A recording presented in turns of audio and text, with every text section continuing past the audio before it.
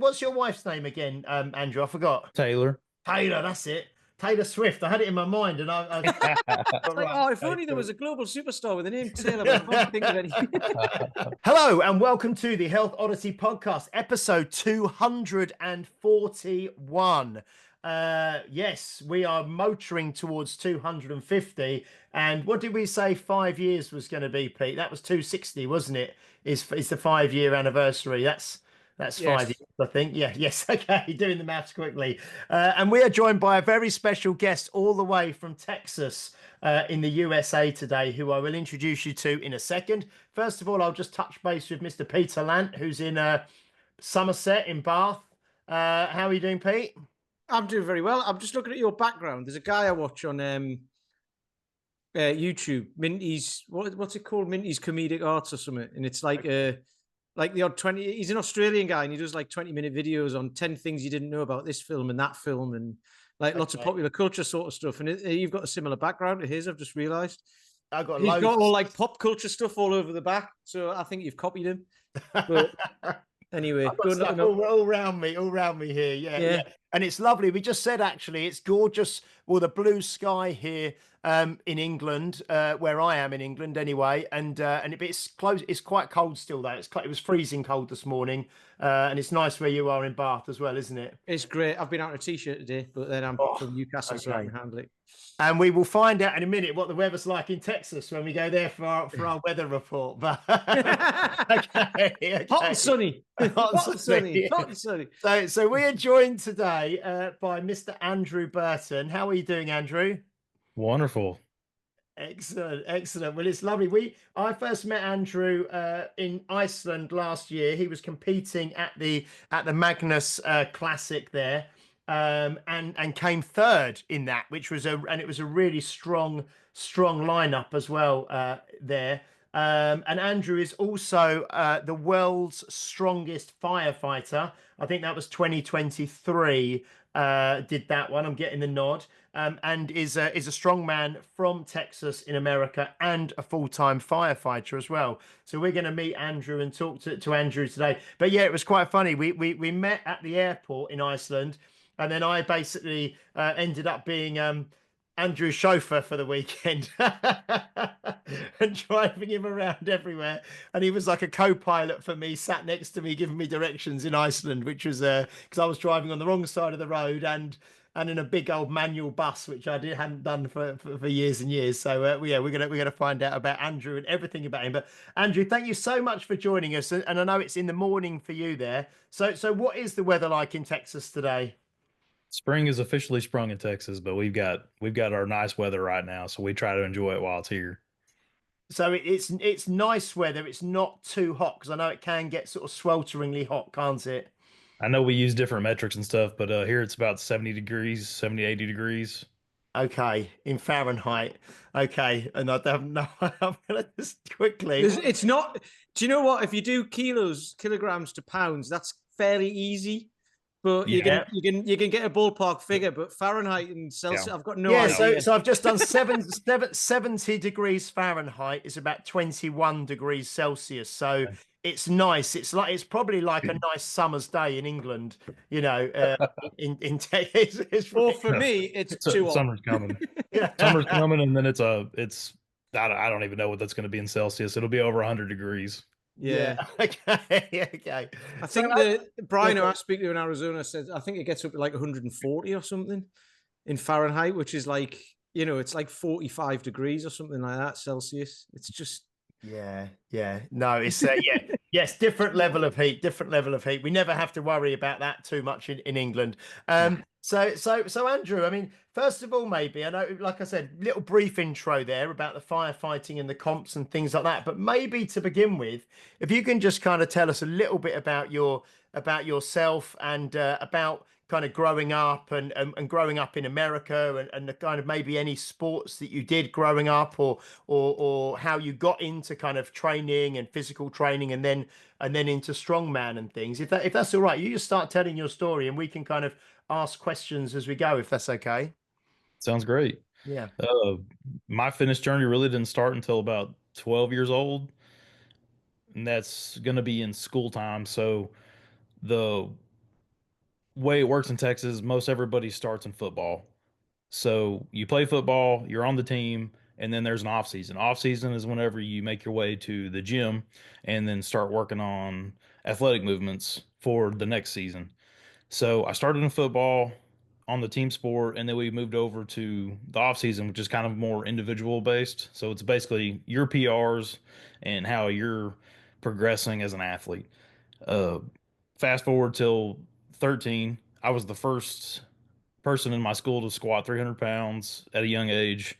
We were deadlifting about similar weights, but deadlifting wasn't the norm. And then they let us have a mock powerlifting meet against each other. And that's whenever I fell in love with powerlifting and strength sports specifically. Mm. Well, then we moved on to be 15 years old, and then they added track into that. So then I began throwing for the track team, shot put and discus. And funny thing with that is over the 40 years of throwing shot put, as I got stronger, my throw kept getting shorter and shorter, by about a foot every year. And I attributed that to probably because as I got stronger, I got less mobile Mm. and just we didn't have a real coach to teach us how to throw. So we were learning off YouTube videos at the time. We were learning from articles that we could find online. But during that whole process, I powerlifted all through high school, which was for us is 4 years. It's the last 4 years that you do where you don't pay to go to school.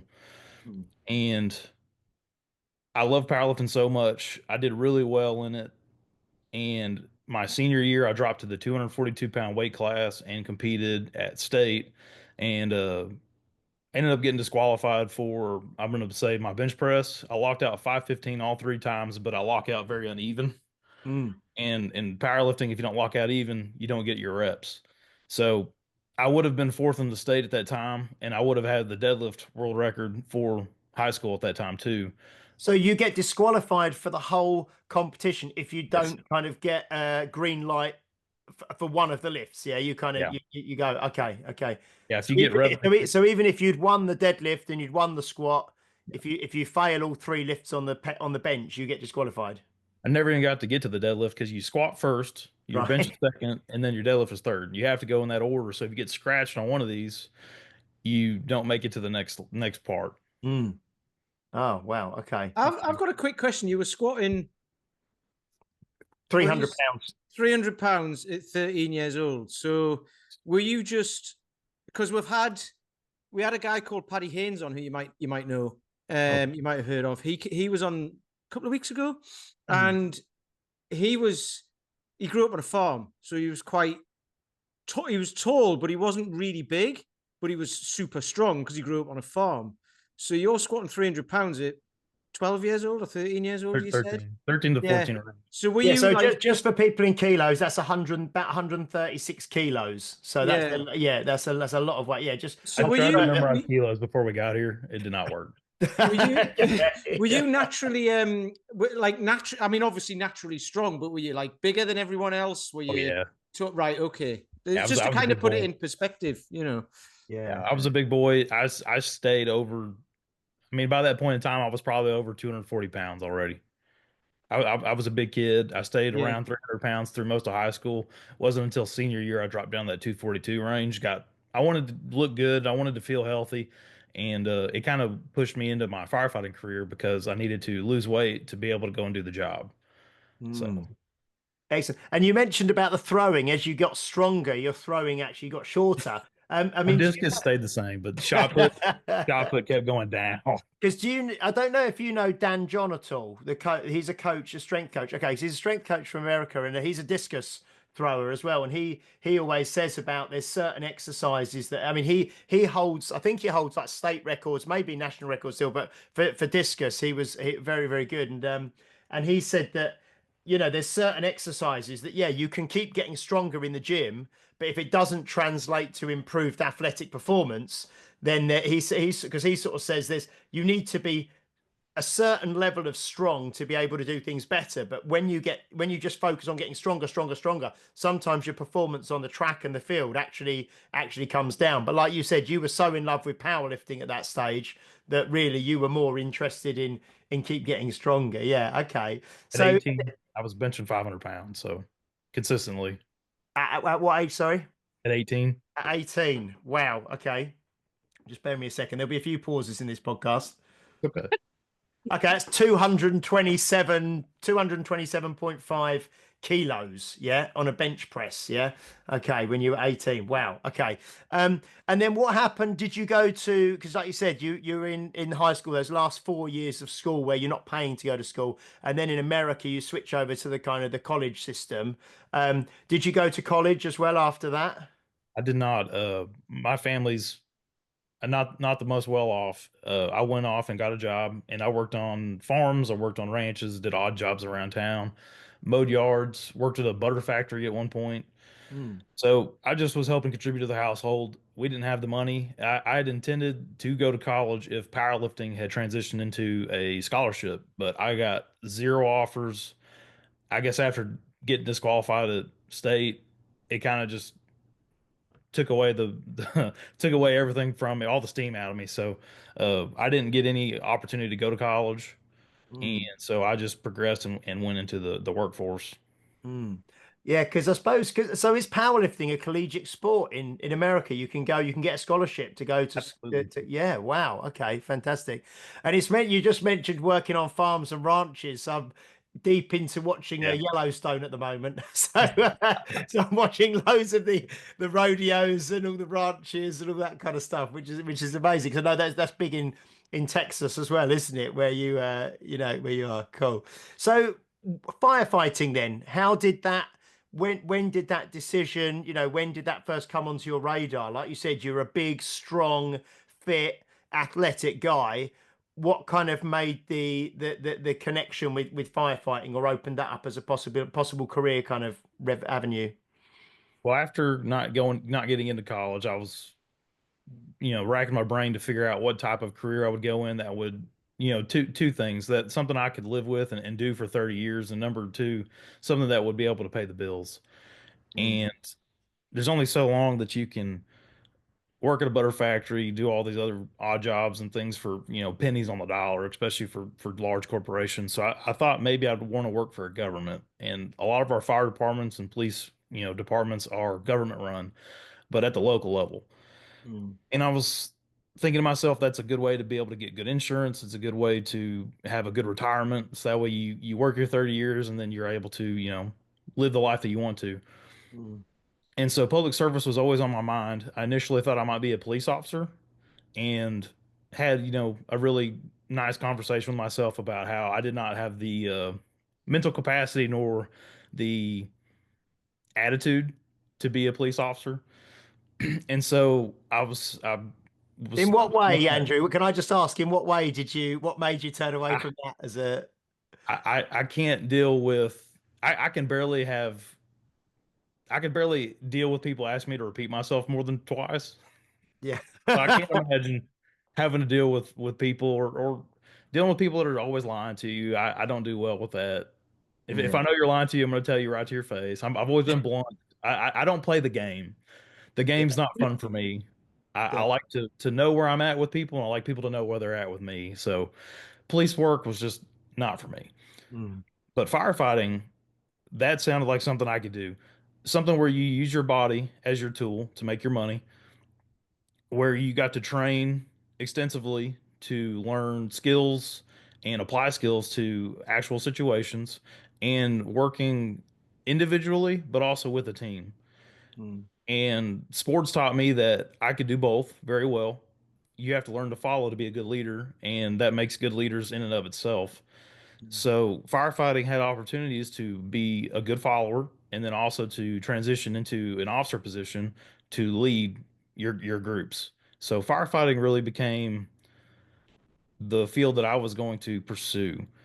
And I got into school, got my EMT here in the States. You have to be a firefighter, you also have to be a EMT or a paramedic, some form of medical trained individual. So I got all that done, went to school, finished school, and then started applying for jobs. And it took me 3+ years to find my first career. So in the midst of all that, I was working at delivering pizzas, working at the butter factory, worked at a movie theater, and still working those odd jobs. So the longer it went on, the more I realized how much I really wanted to have a career and not have mm. one. not have to work 16 hours a day to make ends meet. Yeah, yeah. And so, how old were you when you got your first kind of posting, I presume, or you got your first first job in firefighting? But I think I was 22. Okay, fantastic. And then how does it work? So you get the job, and then you have to go through extensive training, or you yeah you It depends.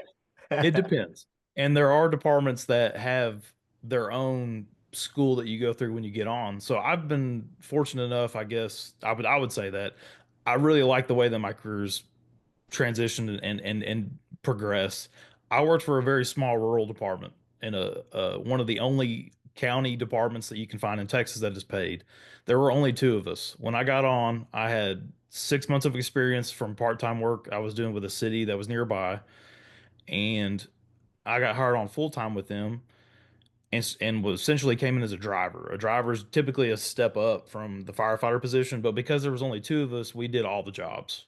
Mm, And we managed 11 volunteer fire departments. So a bunch of unpaid individuals, people who don't necessarily have certifications, just people who want to serve their community. And so when we got dispatched to a call, they would dispatch with us. So we would be the paid people coming in and we would run the show. mm. And the That show it sounds a It bit was. sounds like really The dangerous. show Like it was. you take yeah. Sorry, Pete. Go on. You what it probably keep sounds like. Have you ever seen saying. the film Roxanne? No, I Yeah. haven't seen that one. Right, Roxanne. It's with Steve Martin, and that's like they're in I can't remember where they are. They're in a town somewhere in the States, and that sounds like how the fire department there is run. There's like one guy in Yeah. charge, and the rest of them are yeah, are kind of volunteers. Volunteers, yeah. Yeah, Because it's that a great sounds like if film. You should you're watch it. because that's it's steep. Because how old are you, Andrew? Now I'm about to be 33. 33. Yeah, because Oh that yeah, that came out probably about 1987 or something. I Oh, think. yeah. I It's wasn't even born it, yet. No, it's no. yeah. It's a great. It's based on Cyrano de Bergerac. It's a great film. Yeah, Steve Martin, Daryl Hannah, I think it is. But yeah, so because I mean that sounds really dangerous, taking essentially volunteers into something that's very dangerous. Well, the most dangerous part was taking a bunch of 20-year-olds who think that they're invincible.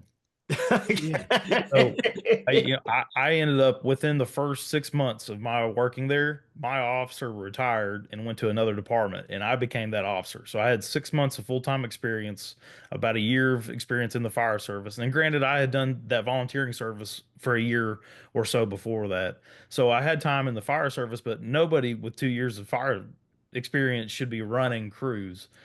So I got very nervous when I became that officer for that department. I started to learn and pull in people who could help me and teach me things at a much faster rate. And the people you were getting as your crew members were also 20 years old.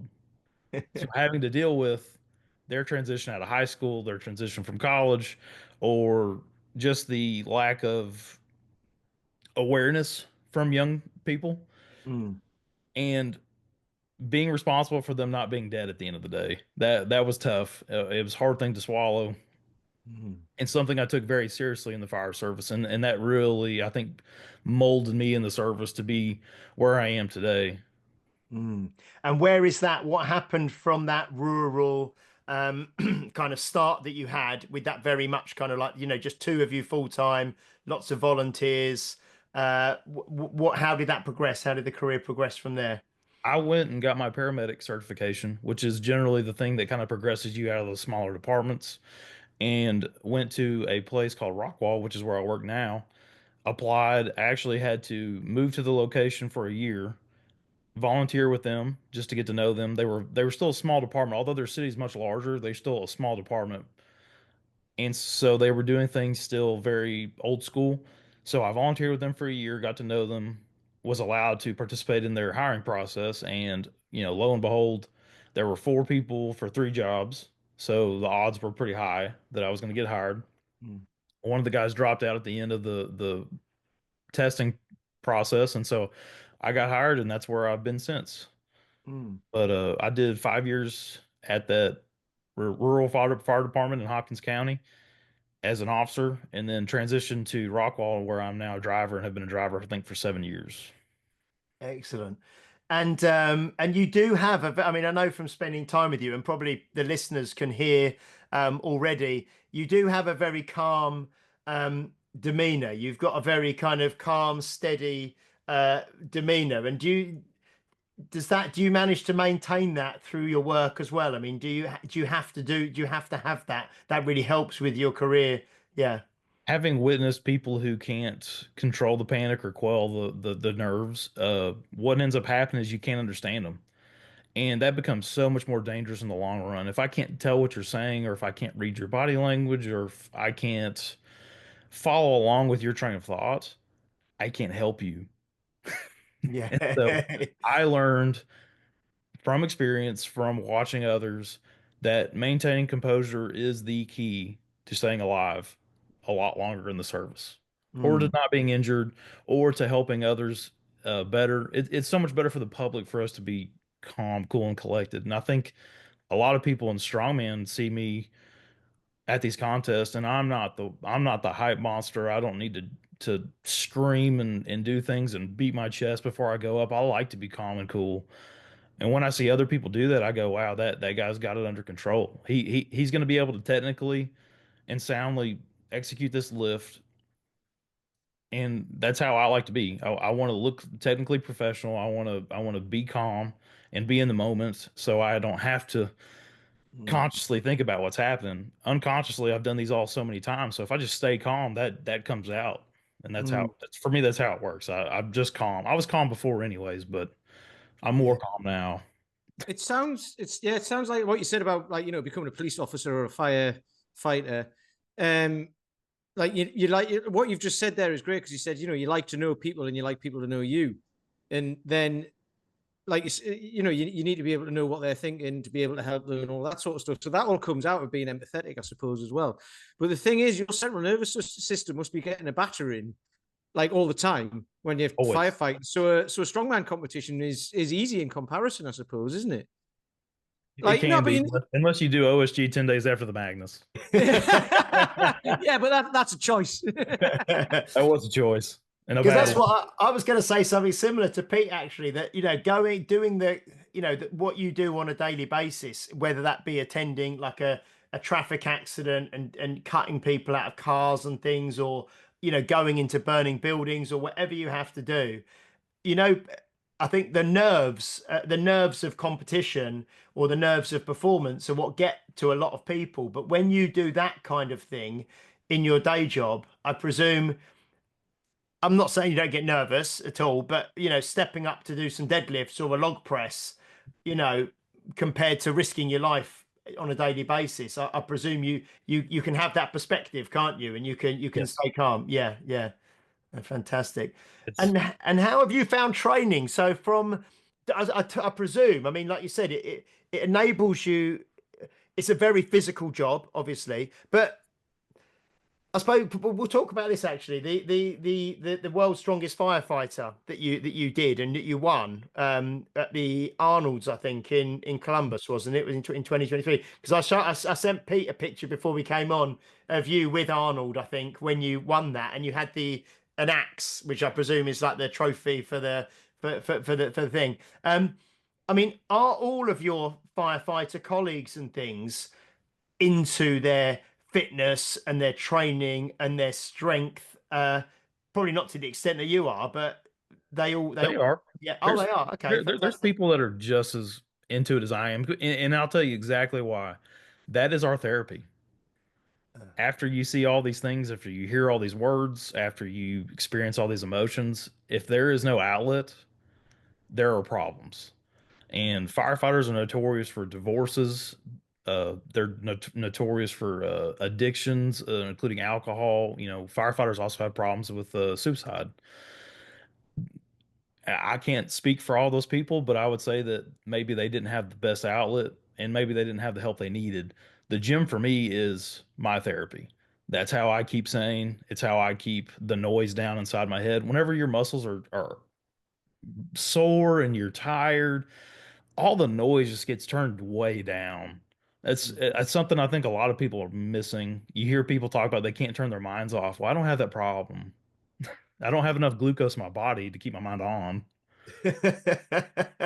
So, do you have a gym at the fire station that you use? Do you train there? Yeah, yeah. So when you're there, just sort of like waiting for, you're there on shift and you're waiting for a call or whatever. You don't know what the day. I suppose that's the thing. You never know what the day is gonna throw at you. Do you train a lot while you've kind of got downtime while you're at work? I do, and I'm really fortunate with my crew. They let me do what I need to do, and that's between cardio, between stretching, between warm-ups, between active sets and stuff. I might spend 3 hours trying to get a workout done, especially if we're being interrupted a lot. And I say interrupted in terms it's really not an interruption. It's just part of the job. But especially with the weights that I lift, you can't just walk in there and reload the squat bar up to what it is. So one 15-minute call could just be I have to take 4 plates off and start over again. And sometimes I have a 3 times you're out rule. So if you try to accomplish a workout or something and you get pulled away from it 3 times in about a 3 hour period, you're just not going to get it done. The cars just aren't, they're not working for you today, and that's okay. There's nothing wrong with that. And I typically still walk, I still stretch because those things you can do in those minutes between calls. And I don't worry about it too much. I'm still strong. That one workout's not going to change the next 6 months. Mm. And so I think a lot of firemen experience that. That's why that firefighter contest is so special to us because the people we're competing with are having the same problems that we are. I think a lot of the athletes in the open and some of these other contests, they don't really understand quite what firefighters have to go through to be able to recover, to be able to train efficiently. Mm. So And is there anyone else in the fire station that's kind of not, near to you in terms of what they're lifting and things like that? I mean, you have like people that you train with on your like training partners and things, or are you like so far ahead strength wise that you kind of do your own thing almost? I think there's a little intimidation with that. I haven't had a training partner since high school. So we're talking about 15 years now. People come in, come out, but I mean, they don't usually last more than a couple sessions. Most people won't stay there the amount of time that I'll stay there. Nobody at my fire station is as strong as I am, but they're all in very good shape. And Mm. so we all have different things that we are capable. I say we're capable of. We're all capable of the same thing, but we're all useful at other things. So some of the guys are smaller than I am, so they're people that are going to go to the roof. I've got more years of experience, so I'm the one that's going to manage all the equipment and make sure they have what they need and watch them from afar to make sure they're being safe. We all bring something new to the table, and everybody's fitness is similar but different. So really, just the size of people. You don't want all firemen to look exactly the same. You don't want all firemen to look like me. You don't want me walking around your roof. That's not good for the roof. I've fallen through more roofs than I care to admit. So I Yeah, suppose, yeah, it's kind of.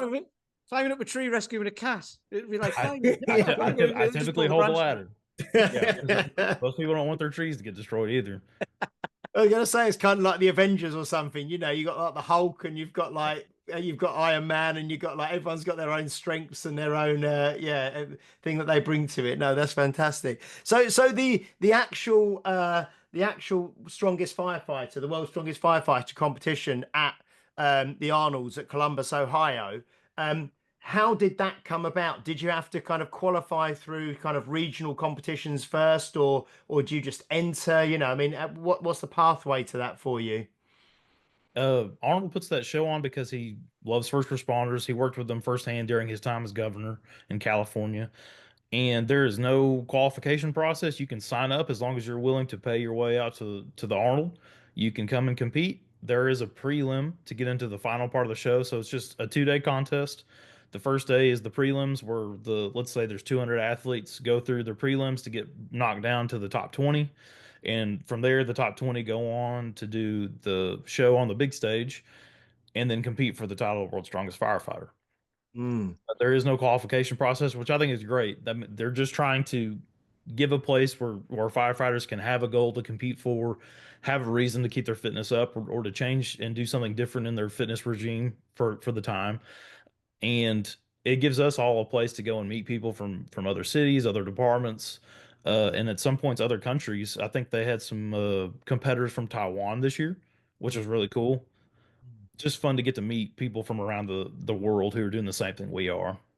Yeah, that's excellent. I mean, we had because last week we had a guy on called Pete Linnett who was born with spina bifida, and he competes in disabled strongman and bench pressing and powerlifting and that sort of thing. And he won out at the Arnold's the kind of disabled strongman event, but it was a few years ago, I think now. But we kind of said to him last week that we were going to be speaking to you this week, and then that was kind of a connection, between Yeah. the Arnolds out in Columbus, Ohio. So Arnold really seems, because he said that he really sort of spent time. He met him again in London, I think, and he kind of came and talked to him and spent time with him and stuff. So it really seems like. I mean, I know he does a lot with like the Special Olympics and stuff for children with special needs, doesn't he? And like you say, if he seems it's like he's got a real passion for, like you say, the first responders and for the disabled athletes and things. What was it like meeting him when you won? Really surreal. I don't get starstruck really in a sense. Arnold and I'd gotten to meet Ronnie Coleman in the back just moments before that too. So Wow. really, I was trying to live in the moment, and I wasn't necessarily certain I had won, but I had a good inclination that that had happened. And then just trying to understand all the things that were being handed me. At one point, he had a trophy in his hand, and I didn't know it was his trophy, the one that he keeps on his desk with our names. And Oh, I tried okay. to take it out of his hand, and he got a little mad at me. But uh, it was fun that he came up. He said, "You made those hydrants look like they weighed 5 pounds," and it was fun to have something that he said to me. He gave me 2 or 3 minutes, just him and I to conversate, and he didn't have to do that. He could have just addressed the crowd, addressed all of us, and done that. But he took time to personally talk to me, and I'll cherish those memories for forever. Yeah. And what was because you said, and I did see a clip of you lifting like fire hydrants and stuff, like you said, you just mentioned. So are the events kind of specifically trying to be a bit more sort of fire related, or they're kind They're, of a bit more they're bit different? themed. Yeah, fire sort of themed. Yeah. So what kind of things did you have to do to win that competition? I think the ones that were specifically themed firefighters was the ambulance tire deadlift for reps, the fire hydrants specifically, and then we had a axe hold, like a lateral hold, one of the crucifix holds. Yep. They had fire axes that they had put weights on the bottom. Ah, Those okay. were the very specific, like actual firefighting tools that they Yeah. use in the Strongman contest. Because that's quite nice. Because that kind of obviously it does help for spectators and for the Yeah, theatre of it and for the theme of it. No, that sounds excellent. Yeah. makes us makes us more comfortable too because it's all implements and things that we touch all the time. Yeah. Oh no, that's great. Yeah. So whereas instead of maybe lifting anvils and things that you might have, yeah, you had these heavy, huge cast iron fire hydrants. Yeah. No, that's great. And what did you do? Obviously, leading up to that event. I mean, did you start competing at kind of like local shows and smaller shows? I mean, what? And you were doing that for a number of years beforehand, or I think World's Strongest Firefighter was my third contest. My okay. first one was in 20. I'm trying to get this right. 22 at the Europa. That doesn't sound right. Maybe 21. 21 at the Dallas Europa. It was a 2 day contest. It was my first ever contest. It was 2 days. Amateur. Not sure why it was like that. It was one of the ones I got into to see if I wanted to do this sport. I actually ended up tearing the muscle off my foot on the first event of the first implement of the first day. And my wife got all her stuff together and was ready to leave. And I was like, where are you going? She was like, well, we're done, right? I went, no, I'm going to finish this. I'm going to see this through because I trained for it. Yeah. Did that contest, got like sixth, Hmm. which not bad for for learning it on the fly and having an injury that bad. And then the second one I did was at Battle Axe Barbell. I think I got ninth there with there were some really strong guys there. And then I'm pretty sure the strongest firefighter just kind of came up on my radar. I think I saw it on the internet and was like, wow, that sounds really cool. And so I was like, you know what, just sign up for it and let's see if we can get there.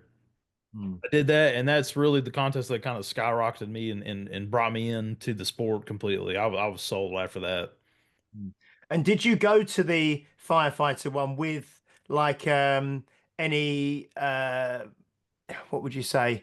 Um, Expectations. Expectations of winning or anything, or was it just going for the Oh, experience? Yeah. I Okay. just wanted to make the top 10. Okay. That's it. I wanted to make it through the prelims. I wanted to be in the top 10. Didn't care if I got to the last eight and was the 10th place guy. Didn't matter to me. And the way that they do that contest is as you progress through, they don't tell you the points. And I really hadn't learned how to count points yet, anyways. And they weren't really telling us our placings. And I don't listen. Like when the judge is telling you your time, I don't. It doesn't even matter. It's not like I can change it. So I don't need that input. I'm just trying to live in the moment, get ready for the next event, think about what's next, which is generally eating, drinking, getting warmed up for whatever the event is. So yeah, it's I had no expectation, and whenever I realized I'd won, I was standing on the stage and was looking at my wife, and she was kind of just nodding, and she had a big old smile on her face, and I was like, man, I must have done it. That's fantastic. And yeah, because you mentioned well, you didn't mention, but you mentioned injuring your foot, obviously in the first competition. But then last, when you were at the Magnus last year, the very first event, I think on the very first stone, are your hands all healed First now? known. Yeah, the very first stone, it was a natural stone lifting event outside, and there was snow on the floor. It was absolutely freezing. And you picked up the stone and you kind of skinned one of your fingers on the stone, didn't you? You kind of tore Took, all the. took the whole fingertip off, all the skin, and what the thought process was is that I had got my hands sweaty trying to keep them warm in my coat, Yeah. and grabbed the stone, and it was so cold that it froze the skin all the way down, like all the way to the bottom layer, and then it just pulled off. So it was essentially frostbite that I did to myself. And so it didn't bleed until I knew something was off with it, and I saw it and I was like, golly. And then I walked inside where it was warm. And as soon as we got into the warmth, it started dripping. And I was like, oh boy. Yeah. Because then that obviously played that. I mean, that affected you. I know you know you try and put it to the back of your mind and you work around it as best you can, but that was a nasty injury on your fingers, which obviously you have to use to grip Yeah. everything. Would have But been nice for it not to have happened. yeah, But yeah. And you had to put up with that for the whole, and that was a 3 day competition, wasn't it? I think it was 3 days, 3 events per day. And on the and very first event, on the very first day, you did that to your hands. So again, I suppose that's another testament to you being able to just sort of stay cool and just, not kind of panic and just to kind of work through it. Because in between every event, you were getting it kind of patched up and dealt with, weren't you? Yeah. it would keep on bleeding every time, you'd end up ripping the band-aid off. And we just got to the point where we were super glued it and then put a little tape over the top of it to keep it from rubbing just real bad. So the super glue helped keep all the skin and stuff intact for the duration of the contest. But man, Yeah. that what a pain. And then you went and you won the arm over arm pull, didn't you? Which was incredible. Yeah. And you, And I you were at the that only, point I had multiple injuries to the hand too. Didn't I ended up with something else too. I think the other finger got jacked up. I don't even remember what on. yeah. Oh dear, dearie me. No, it was incredible. And so, and then you went and you had you mentioned you had like a bad showing at the OSG, the official Strongman Games, which was only 10 days after. So you came third at the Magnus Classic, which was fantastic out of such a, and I think it was Mateusz Kieliszkowski was first. Was it Shane Flowers did Shane come I second? don't think it was Shane. I think it was like was it Tristan? Oh, Tristan Hoth. Yeah, Tristan Yeah, I Hoth think it's from Tristan. Canada. He came second. I Sorry. think Shane wasn't Shane fourth. Yeah, maybe fourth. Yes, yeah, and you were third, and then Shane was Yeah. probably after you. Yeah, but you, yeah. So that was, I mean, that's a really strong lineup of people there. So I know you said to finish third in that lineup and in that competition with that. I mean, how was that for you competing? Because Magnus even said that was the coldest and the windiest and the kind of worst conditions they'd had ever for that competition. I mean, and you came over from Texas, and and suddenly you're like in the most like appalling conditions to lift in. But how did you find that? You just turn your brain off to the uncomfortable part of it. We all seemed like we tried to hide during the day whenever the contest was over. We weren't hanging out outside for long, but I put on more layers than I've ever worn of clothes in my entire life. I had almost every pair of pants on that I owned. Yeah. you just push it out of the mind, and you do what you know how to do. Yeah. If it affects you, it affects you. That's just Yeah. you can't control Mother Nature. Mother Nature controls what we do. Yeah. I mean, I'd imagine though those stones were absolutely like I mean, they were like blocks of ice, weren't they? It was Jagged, sharp blocks of they ice. were painful to hold. Yeah. I think the worst one was the Hercules hold because it was a metal handle. Yeah. And my hands hurt for I think 15 straight minutes after that. I couldn't get them to stop hurting just from the cold. Like the cold made them hurt on the like in the bones. Yeah. And man, that took a long time to get over. And that's an event that you just have to hold there for as long as you can without letting go. And you You're in stay so there much until you're pain. done. Yeah. Okay. What's this sounding like to you, Pete? You fancy having a go? It sounds lovely. Yeah. I'm just wondering, like, I like the way you said you put all your pants on and stuff like that. It's like, where do you go in Texas? Like, right, I'm off to Iceland. Have you got any clothes that are suitable? Like, We had to buy a bunch. It was basically like sort of skiing wear, wasn't it? It was like kind of skiing wear you had to wear out there. It was so cold. Yeah, dearie me. And then the OSG you went to didn't go according to plan 10 days later. Do you think it was just too close to the Magnus or just things Oh, didn't? absolutely. Yeah, Uh, yeah. adrenal fatigue. I've only felt true adrenal fatigue twice in my life, and it was OSG and a random time back in the day. Whenever I wouldn't be able to explain it to anybody, but uh, I've heard people say that they don't even believe adrenal fatigue exists. Man, you can only dump so much of that hormone in a given period of time, and when your nervous system is fried, because the nervous system doesn't have a blood supply, it just takes so long to heal. And I didn't have enough time between all that to make that happen. No matter what I did everything I normally do to recover. I walked, I ate well, I slept well. It just could not overcome the trashing that my nervous system had already taken. And when there came time to compete at OSG, I mean, even the first warm up rep, when I went and picked it up, I went, oh man, there's nothing in the tank. Mm, Just felt like you were just going through the motions. And so I managed a lot of decent reps on a lot of the equipment. I'm still happy with. There were some things that are still PRs and all that came from OSG, but I know in my heart that the result would have been a lot different if I had gone there in the same shape that I'd been in for the Magnus. mm. And Yeah. so it's always a hard pill to swallow, especially with having so much success that year and really being on the cusp of pushing in and knowing that OSG is the place where everybody's really watching. And so I feel like I kind of set myself back a year, and which is fine. It just gives me more time to be more statically strong, to get faster at events. It won't be a problem. I allotted more than 5 years to see where I can make it in strongman, and I'm just gonna continue on. So we're on like year three. Mm. And then how much time was it between the OSG? Because I think that was in December, wasn't it? That was like early December, maybe. So Yes, then you went to the Arnolds. That was only a couple of weeks ago, wasn't it? So you had what, maybe 3 months. two and a half, 3 months, yeah, to kind of, Yeah, 2.5 is probably right. yeah. So you think you fully obviously recovered in that period? I No? don't necessarily think that nervous system was fully recovered. It still felt off. I was feeling off all the way up to the Arnolds. I almost canceled the Arnolds like 3 or 4 times just because I was like, man, I can't seem to like get out of the brain fog. I can't. I just don't feel like me. And Mm, but I was like, you know what? I've done the training. Last year I got second place. Like this is the first year it's gonna be the pro am. I want to be involved. I want to go to the Arnold. I was like, let's just go and compete. mm, And even getting there, I still didn't feel right. It's just I can't.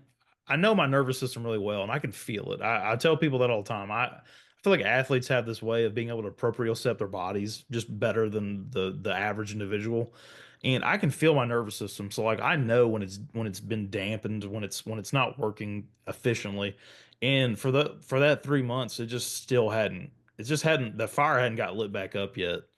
mm, But after the Arnold, which obviously the Arnold went great. Even with whatever was going on with me, we managed. We did what we needed to.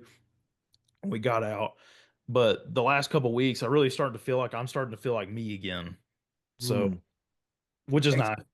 We talk about the central nervous system a lot on here, don't we, Pete? And with other coaches who come on, and the amount that, and I mean, just for regular people lifting regular weights in the gym, going as hard as they can, it still has a knock on the central nervous system for a number of weeks afterwards. But doing something like that 3-day event in Iceland in the freezing cold, like when you say, when you're literally getting freezing and then you're warming up, then you're freezing, then you're warming up, and you're lifting these huge weights.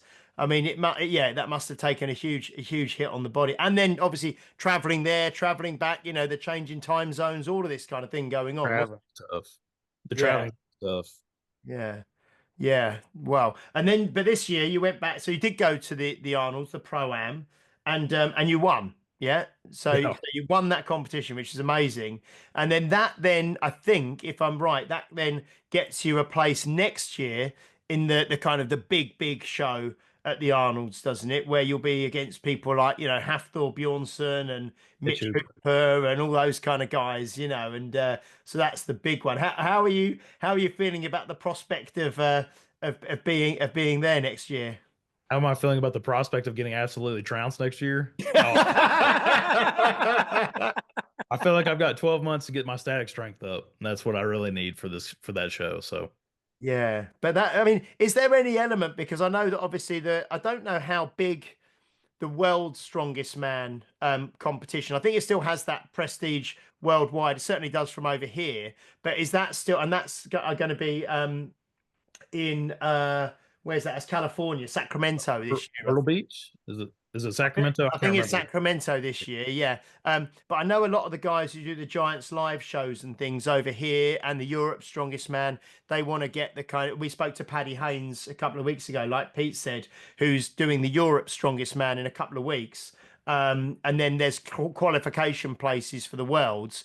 I mean, is the World's Strongest Man, because I know Shane Flowers will be there, who obviously was at the Magnus with us. I think Evans Nana will be there as well. I think Mateusz Kieliszkowski will probably be out there. Is that something that you'd like to be involved in the future, going to the World's Strongest Man as well? That's the goal, to get invited to the World's Strongest Man, to go compete as the world's strongest firefighter or world's strongest man. That is my goal. Yeah, that would be incredible. Yeah, because the way they do it, don't they? There's sort of like 5 heats, you know. So you have heats, and then you qualify for the finals and things. So that would be incredible. Yeah, no, that would be fantastic. Wow. And in terms of your training yourself, I know that you're coached now, aren't you? Or you have been coached for a little while by Lawrence Charlet. How does that work for you? How's your relationship with Loz, and what does he do? Does he give you all your programming that you have to follow and things as well? Yeah, do you want to talk a little bit about that maybe? Yeah, I hired Laws last year after the Arnold when I got second. I lost that Arnold by a decimal point, just from a calculation error in my own head for one of the events. And so I wanted a coach that, the reason I hired Laws is because I saw him standing back there coaching other athletes. And I went, wow, that would be really beneficial for someone like me who, although calm and collected, I don't put a lot of effort into like keeping up with scores. And that's cost me some first place finishes before. So having somebody around me who could manage that and help me get out of my own head sometimes, especially with ego and all that needs to be dampened down just a tad bit. So I hired Laws, and I'd been doing all my programming before that, and I had a good idea. I had things were working, obviously. I was winning contests, I was having a good time, but I would get pretty decimated as far as during the preps leading up to the contest. And after doing Laws's programming, I've realized that I was probably doing too much. But that was why I was progressing so quickly, because I was always in a prep and having to figure out how to get stronger during those time frames. And so what I was doing was kind of following that category, whereas Laws is having me prep for a contest. And that when we have our off season, we can do the muscle building and the strength building. So getting in with somebody who's done it before, done it for, people like Mitch Hooper, just gives me a new perspective on what I was missing in my training. And as far as our relationship goes, like I love Laws. Getting to hang out with him at the Magnus was a really cool thing. And then I got to see him a bunch of the Arnold, and he came and coached us through, me and Jack and some of his other athletes at the Arnold. But just having them around and being able to bounce things off of them and having somebody take care of your programming, it's been nice. Because, like, I suppose you say you've never had or you haven't had a training partner since you were back at school. So nor actually, any coach. was that or a coach? Yeah, nothing. So yeah, Oh. wow. So to get as far as you did, basically, solo, just doing everything yourself is fantastic. But now, hopefully, like you say, Loz obviously coaches Mitch Hooper and a number of other top. He also coaches Sitting Bull UK, doesn't he, Pete? Who we've Yes. had on. He does. Yeah, David Matt Gold. Diamond as well, I think. Matt Diamond as well now. Yeah, yeah. Who does he coach? Not Lucy. Was it someone the other Did lady? Rebecca for the Arnold? Rebecca Yeah. Roberts as well. Yeah. It's like it's amazing. Everybody he trained. And I think is it Andrea Thompson as well, I think. Yeah. Maybe. And Aaron Murray? Aaron as well, yeah. Because He's I saw on his Instagram because Andrea Thompson got the world record deadlift, and then Lucy went and broke it like straight after, didn't she? They were like doing that with each other because she got 307 or whatever. But what's interesting, I had a chat with Matt Diamond at the at one of the disabled strongman things we're at. And I asked it because he said about getting Loz as a coach, and I said, what did he do differently? And he said he's got me doing less. Same thing. And I think that's a great message to people who are listening in, whether they're strong men, strong women or not, is I think most people try and do too much in one go. And it's like, just have a goal. Like your goal is like the loftiest of lofty goals, right? And Loz has got you doing less. And it's like, because it doesn't happen this year, it happens with what you do this year and it happens in the future. So I think that's just a great lesson for everybody.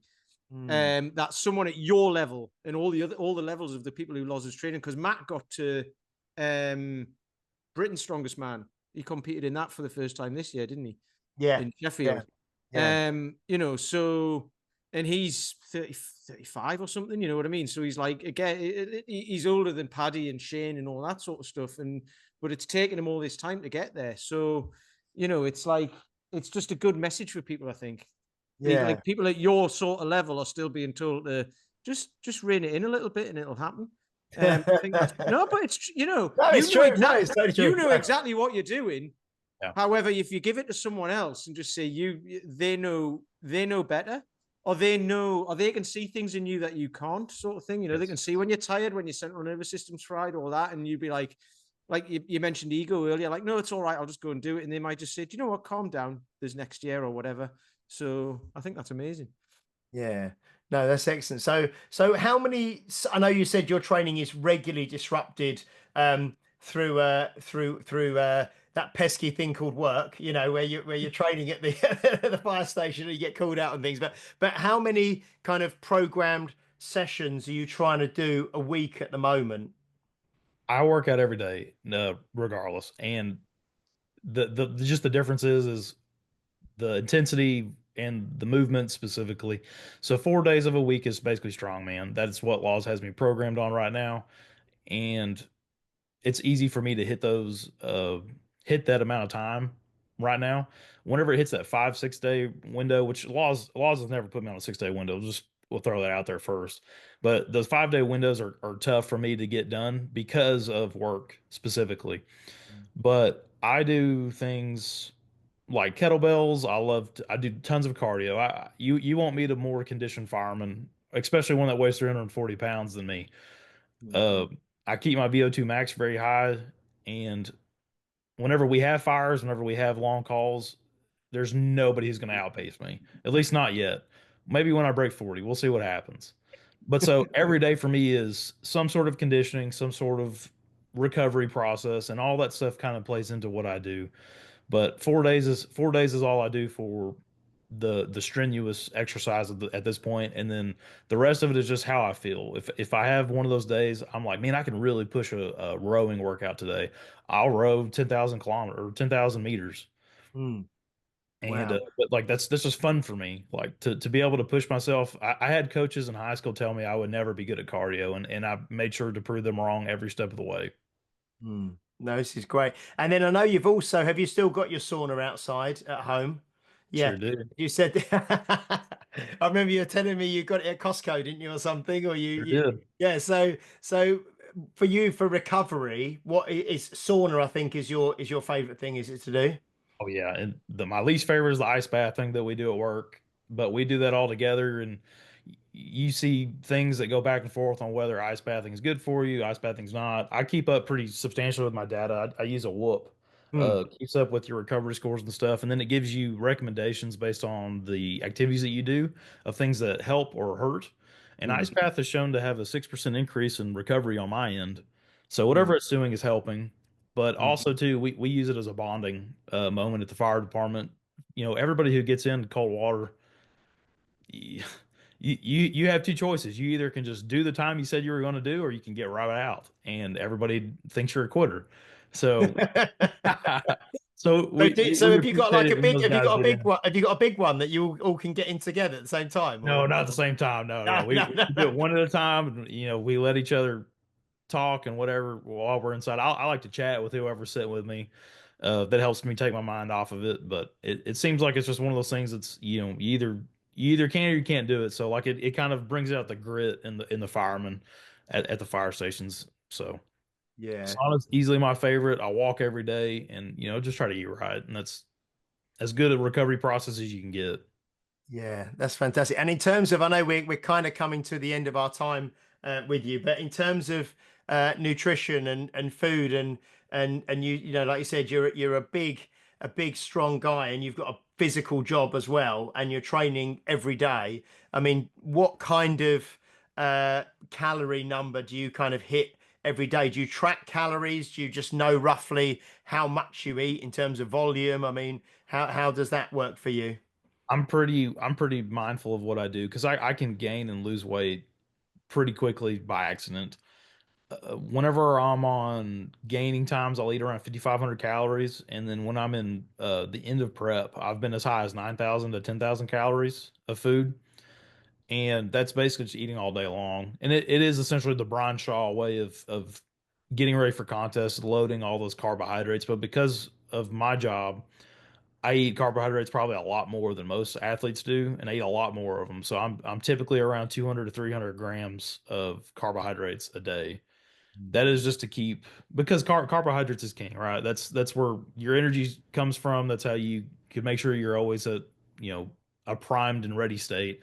I don't want to rely on fat burning to be my source of Mm. energy if I have to go to a fire, if I have to go to an extended extrication, or just go into anybody's bad day. So, but my nutrition is really simple. I'm a meat, rice, vegetable kind of guy. I don't not eat vegetables. I love vegetables. I eat salads all the time. Love fruit. I also love ice cream, but that is not one of my main staples. That is treat food. Every now and then I get to treat myself with an ice cream. So I was going to say, if you want to get 9,000 calories in, like you used to work at the butter factory, it seemed like you worked there for a while, so uh, you could just do a deal with them and it would be dead easy. but butter is that was all fake butter. That's probably the term would be margarine, maybe. Oh Oh, yeah, okay. right. Yeah, yeah, It's yeah, not the good butter, and I can't smell that stuff anymore without just getting my stomach turned. yeah. Oh Yeah. man, that place absolutely killed me. No, I like real butter. Yeah. So I was going to say, Yeah. well, I know when we were in Iceland at the Viking Hotel for breakfast, and they had the waffle maker, didn't they? And you used to have the waffles and the pancakes, and because obviously you got all the competition to do that day. So yeah, you need as much of that as you can. Yeah. Yeah, before every competition, I'm trying to get 150 to 200 grams of those carbs in, and then try to eat 100 grams of carbs after each event. That Yeah. seems to be a good place for me to maintain optimal output. Yeah, no, that's fantastic. No, that's great. Well, it's been. Oh, I did have one question for you, which is something you might not actually know the answer to, but you might do because I saw you doing the at the Arnold's. You were doing the barrel over the yoke, I think, and I Yeah, think you had like a 450. Would it be 450 pounds and 525 pounds? yeah, 525 pounds was the biggest one I did. Yeah. Wow. So again, just bear with me a second, listeners. Uh, So that's a 240 kilo barrel. Um, and they didn't look like massive barrels. So it's a practical question for you. How do you get a barrel to weigh that much? Because I've got some events coming up, and I've got barrels, and I fill them with water, and obviously, like a litre of water is a kilo. So Yeah. if it's a 50-litre barrel, it can be 50 kilos. Now I need to get barrels nowhere near as heavy as you, but I need to be doing it with barrels like 85 kilos, yeah, where I've got to kind of do some, pick up 3, run, put them over a yoke, and I've got some empty barrels. And I'm thinking, how do I get the barrels to weigh that much? Do you fill them with sand and then water, or what do you do? Sand, lead, or steel shot. What you want to do is whatever medium you're going to use, look at the cubic feet per pound. So that's how you decide if you have enough space to fill an object. So like sand is like I'm just going to make up a number here just so you kind of have an understanding. Yeah, For like a half a cubic meter would be 50 pounds. Does right. that make sense? And Yeah, that's yeah. but whenever you talk about steel shot, a a half a cubic meter would be like 150 pounds. Ah, That okay. makes sense? Yeah. So I'm thinking like steel shot or maybe like pebbles, like small They stones. the pea gravel stuff like that. You just have to Gravel. look at like those. They come in those like half-meter bags, Yeah. and just look and see like how much it is to how much it weighs, and that should give you your idea. Excellent. That's not for anyone else listening. I That's was going to say, okay. I would say just use mercury. That'd be all right. Wouldn't it? Fill it full of mercury. And then you wouldn't want to drop it, would you? You'd be like, oh, blimey. No, because I was thinking, do you put sand and then put water in with the sand so it all gets I really think heavy, or I think you I know. think most of them are using for those really heavy kegs. They were putting in some sort of steel shot or lead shot, and then filling all the crevices with sand. Ah, okay, okay, And then what brilliant. you could do, James, is fill your one with Maltesers, and then it'll be lighter than air. I don't think that. Yeah, Martin, did you have Maltesers in America, Andrew? What's a Maltese? Oh, a Malteser. No, he doesn't. It's like it's a confectionery. It's like a sweet. It's like a honeycomb ball, covered in chocolate. So it's Oh, like it's really really light because it's mainly air. That's but They advertise it over here as being lighter than air. So you eat one and it makes you lighter. oh yeah. but yeah, it didn't And really they get away with doing that as well. didn't really translate over, but that's okay. Yeah. Cool. No, that's brilliant. That's interesting. Yeah, that's good. That's great. And so one thing I was going to ask, do you think, because obviously Colin Bryce was out in Iceland as well, and he runs obviously Giants Live and runs the World's Strongest Man and things. Do you think there'd be any opportunities for you to get invited over here to do any of the Giants Live sort of events and things like that in the future? Probably not from the Magnus just at this point. I feel like I'd have got that call by now. And Colin was at OSG and got to watch me completely flop. Oh, okay. So I mean, it's just he. I get it from his perspective. He doesn't seem very consistent. I can't say much, Yeah, yeah, yeah. Okay, okay. Well, but I would love to compete at Giants Live. yeah, but no, it'd be great. Yeah, it'd be amazing to have you over here doing some of those. But no, that's fantastic. And yeah, like you say, so what is the next thing for you then? You obviously just won a couple of weeks back. Have you got another comp in the diary for this year coming up, or? August, we've got the Shaw Open, so I'll be competing again to get into the Shaw Classic.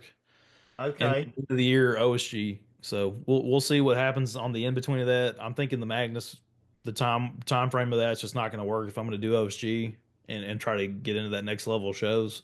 I probably won't be able to do the Magnus again, and then we'll see where America's Strongest Man falls into this.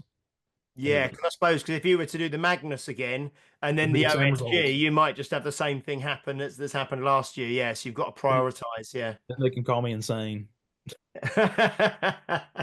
Brilliant. Thank you so much, Andrew. I mean, I know since I met you, you're kind of your social media is picking up and I see lots of videos and stuff on Instagram and things for you. So if people do want to follow you and kind of follow your journey in Strongman, what are you most active on? Would it be YouTube, or would it be Instagram? Where would you want people to go?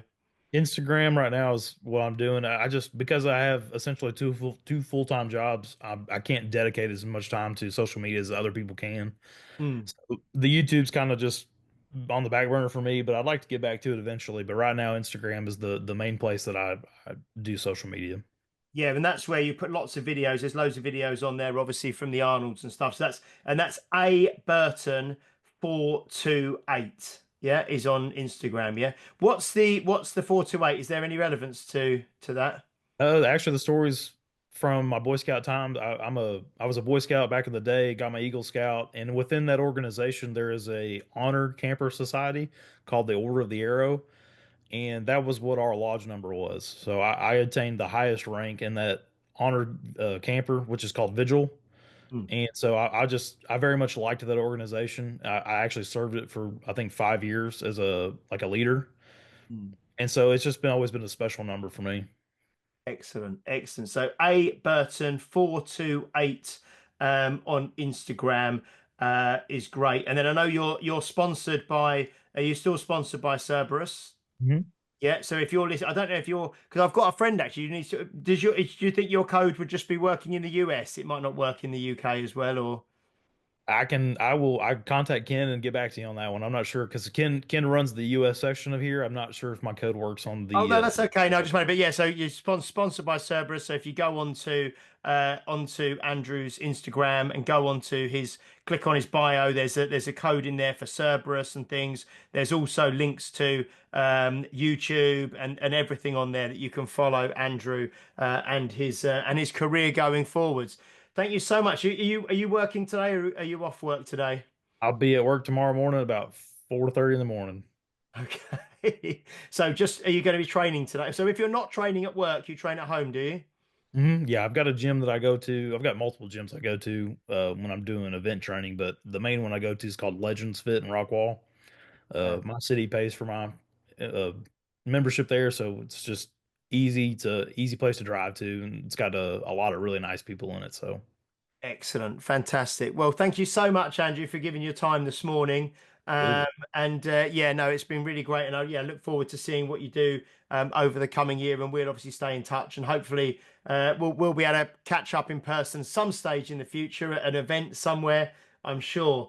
So thank you everybody for listening and for watching. And thank you massively for Andrew joining us from Texas. Thank you for Mr. Peter Lant, as always.